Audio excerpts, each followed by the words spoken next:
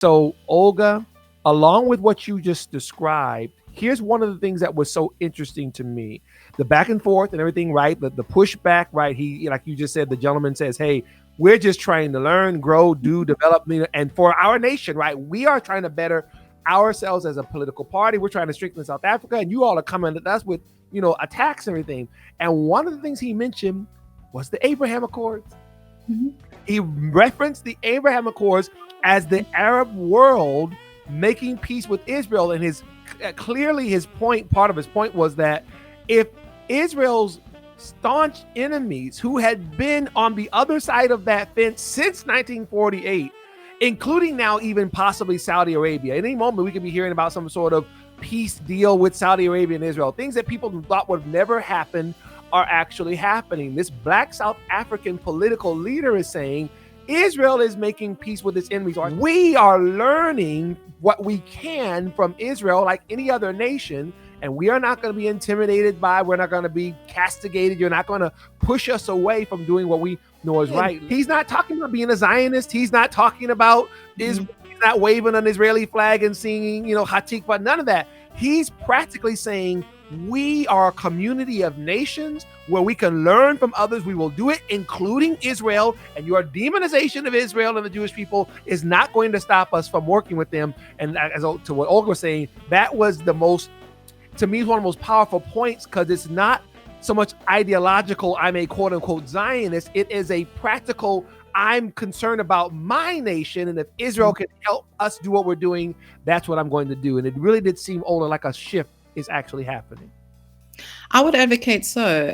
There have been several cultural moments, even though like little steps that have happened in South Africa, and I would even say across the African continent in various parts over the last few years. An example is Lalela Nswane, who was Miss South Africa 2020, what is this, 2020, 2021.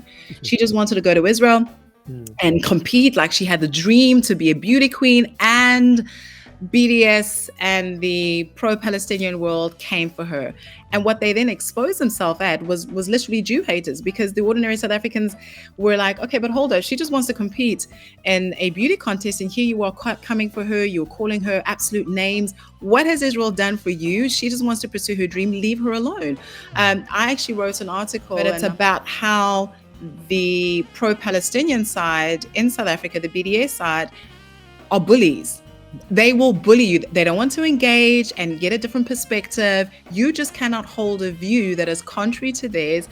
Otherwise, they will bully you. They will tell you where you can't go. They will tell you what you cannot do. They will tell you who you can or can't be friends with. To be honest, it's reminiscent of apartheid South Africa, when they told black people who you could speak to, right? It's like this finger waving at you and say, how dare you?